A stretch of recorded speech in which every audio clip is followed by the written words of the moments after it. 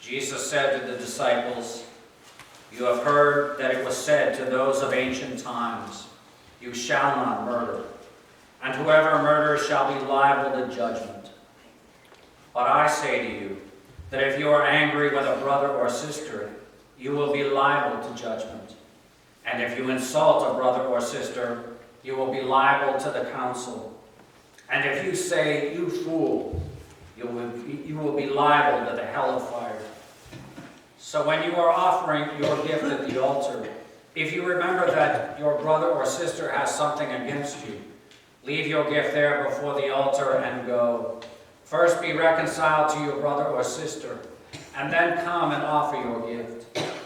Come to terms quickly with your accuser while you are on the way to court with him, or your accuser may hand you over to the judge, and the judge to the guard, and you will be thrown into prison.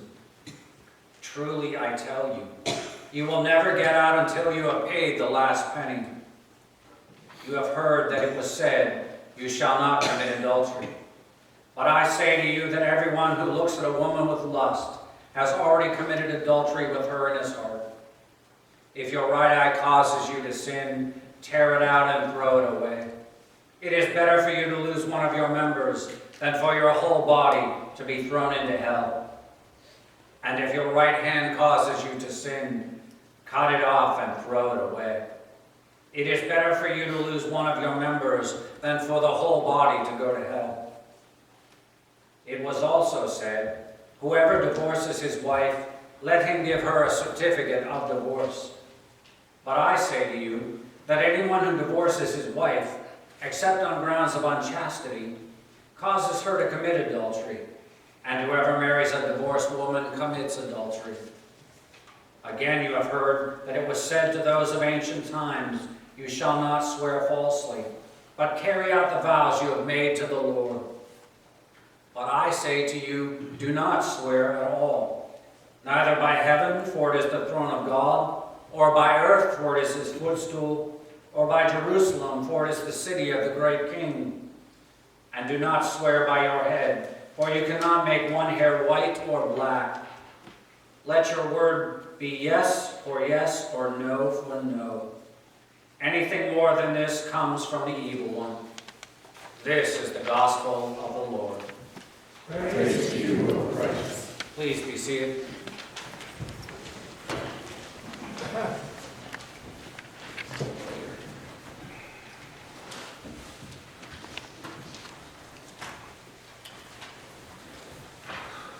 This is another fun gospel for us morning. We need to remember that this is part of the Sermon on the Mount, and as we discussed last week, the Sermon on the Mount is when Jesus had been healing and taking care of all the people and feeding them and doing all sorts of miracles, and the crowds kept coming. And when Jesus saw the crowds, he went up the mount, and then his disciples came to him, and he sat them down and he began to teach his disciples. And this is part of that teaching. And it's a very important part of that teaching. I know it seems to really get into all kinds of legalese, and that was done on purpose, believe it or not. You see, in the days of Jesus, there were pretty much three different groups in that area that would call themselves Jews. And they were the Sadducees, the Pharisees, and the Essenes. The Sadducees, of course, were the elite, the ruling class. They were more Hellenized. But they were also very strict. They only believed in the first 5 books of the Bible. If it wasn't there, it didn't exist. So therefore, they kept to those original commandments that Moses gave. No more, no less. Now the Essenes, they were uber strict on everything. But they also had come to take into the writings not only of the original 5, but also a lot of the Mishnahs and everything else that had come around over the centuries. But they were very strict in their observance of the law as well. The Pharisees, on the other hand, well, they're the guys that interpret the law. If you interpret the law, that means you can write some laws to maybe go your way. In fact, the Essenes had kind of a slang when they referred to the Pharisees. I will not pronounce it in Hebrew because I probably wouldn't do it justice, but the translation means the smooth ones or the easy ones, because they were always looking to take the easy way out. And it's reflected because, as we've learned before, that those 10 original commandments have now blossomed into over 600 laws that have been written and interpreted by the Pharisees. And of course, when you write the law, it's usually going to go your way. And if you interpret the law, well, it's going to be even better for you. Think about it this way. Suppose, that wouldn't be me and our family, but just suppose. Suppose I get pulled over for speeding. And suppose I have to appear before the district justice. Now suppose there is a police officer, a state police officer, who says, Your Honor, this man was doing 100 miles an hour on the interstate. The district justice will look at me and say, well, I might be able to say, well, Your Honor, it's like this. There was a sign that said 55 miles an hour. And the judge is like, yeah, absolutely. Well, Your Honor, the way I interpreted that was this. As long as I kept my speed to less than 55 miles an hour over the fastest car on the thruway, I wasn't breaking the law. And that means that if they were doing 55 and I didn't go over 55, that means I could go to 110 before I was breaking the law. And since your officer testified I was only doing 100, that means I'm good. That's my interpretation of the law. Now, whose interpretation do you think really matters, mine or the judge? Exactly. It's good to be the judge. So our interpretation, just as the Pharisees' interpretation, sometimes, well, there's a big gap. And again, if you're interpreting it, it's going to go in your favor. And what Jesus was warning his disciples about was just those kind of things. Because the Pharisees like to stand up and look down their noses at everyone else. And they like to condemn people. You're not doing this right. You're not doing this. You should be doing this. You most definitely need to pay more money to the temple. And it would go on and on and on. And Jesus, well, he wanted his disciples to know that that's not what God had intended. First of all, yes, we have courts. And yes, the courts will look at people, they will hear testimony, and they render judgments, but they cannot know truly the heart of the person that they are judging. No one really can, except for God. And so God in Jesus Christ was telling his disciples that obviously our outside must reflect our heart or our inside. And why is that so important?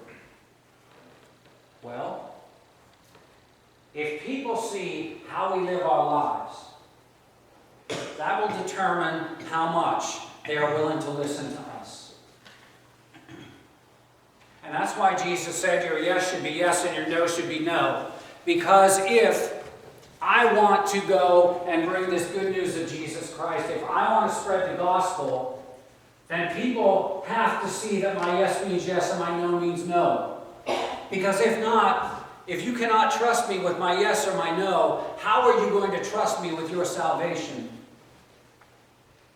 If God's light is shining in me and through me, then my lens must have to be spotless for that light to come through.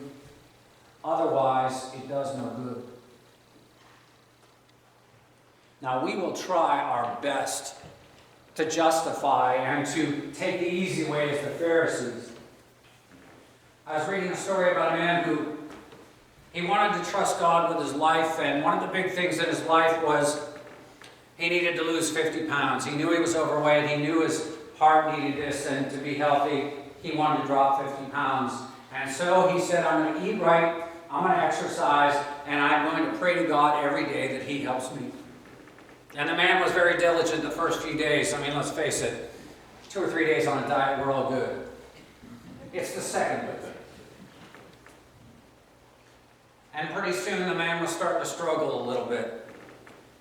And so on his way to work one day, instead of taking the route that he always takes, the fastest route to get to work, he took an alternate route. The route that just happened to pass by his favorite donut shop.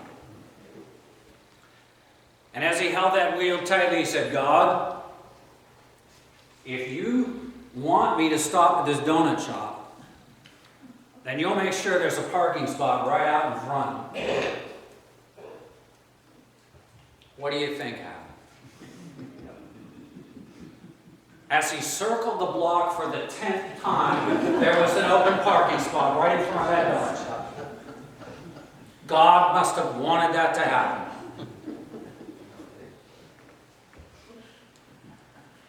I know we laugh. And yes, we can see the Pharisees doing it, but quite honestly, don't we do the same thing? Are we not just as guilty? Do we not circle the block as many times as we can until we think we've justified something with God? In fact, we might even say, well, God, this must have been because of you.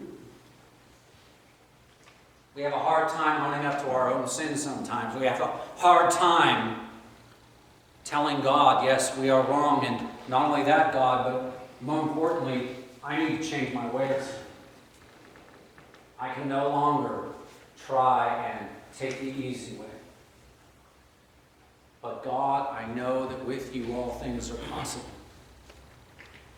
And so Jesus lays out all of these things that we should be doing. And again, he's taking shots at the Pharisees because, again, they wrote the rules.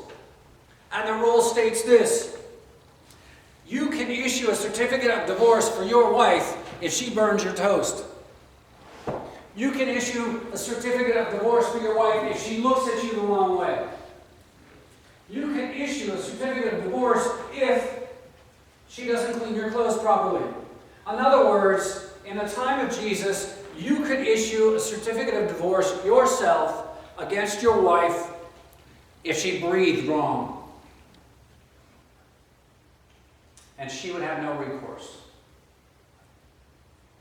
And usually what would happen is that she would be cast out into the world and her outlook would be bleak.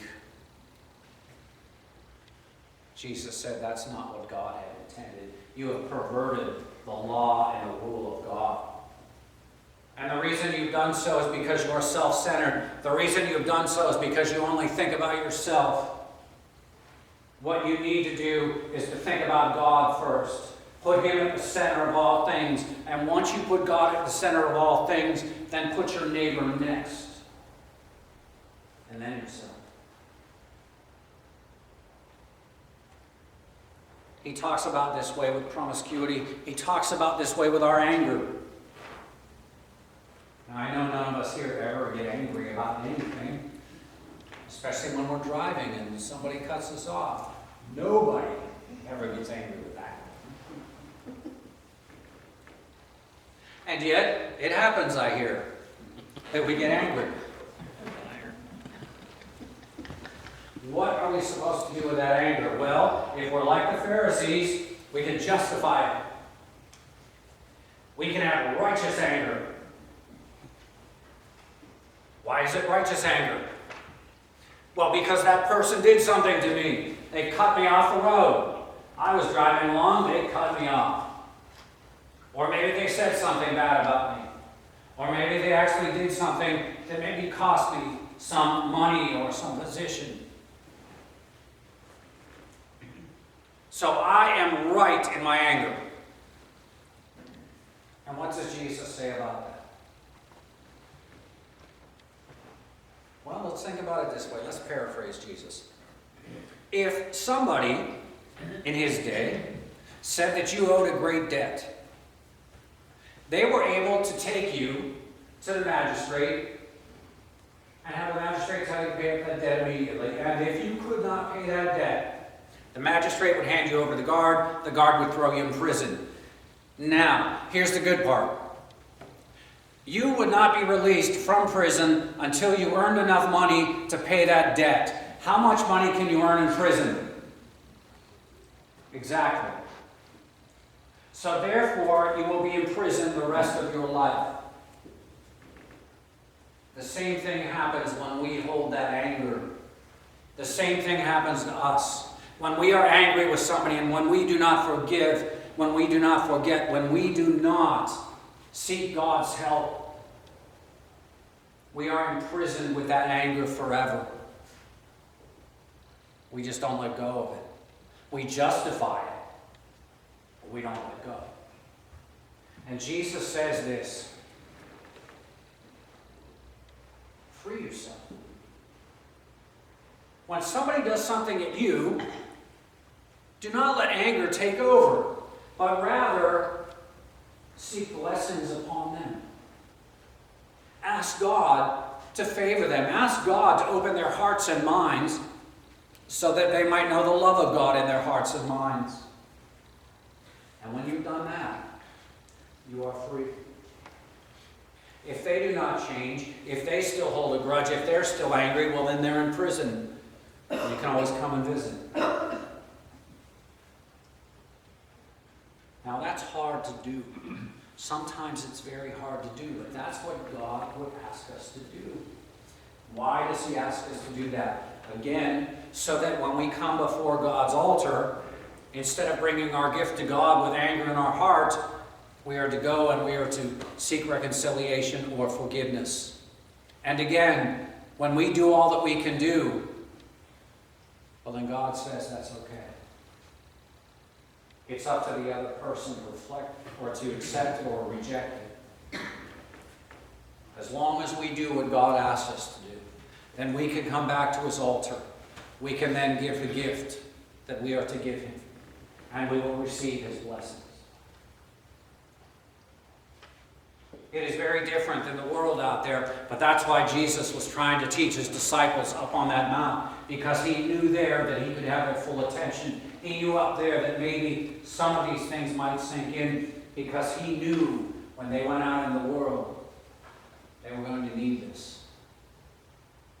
As I was talking with Cameron this morning, if I am going to share the love of Christ with others, if I'm going to share His good news, if I'm going to go out and tell people that salvation is possible, that forgiveness is yours through Jesus Christ, should my life not reflect that truth? Should my yes always mean yes and my no always mean no? Because let's face it, if you can't believe my yes or my no, how are you going to believe what I tell you? Are you going to believe what you see, or are you going to believe what I tell you? And if the two of them match up, then you will be believed. But if your actions do not reflect your word, then nobody's going to care. And who loses out? The world.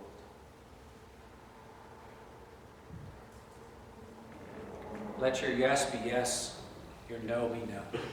Trust that God will give you the words. And turn to God. Because we will always have conflict in our life. We are always going to have temptation in our lives. It's there. How we respond, that's up to us. That will show our love for God and our love for others by how we respond to what goes on around us. Let us do as our Lord has commanded us. Love God. Love our neighbors as ourselves. And one other thing. Love yourself. Know that God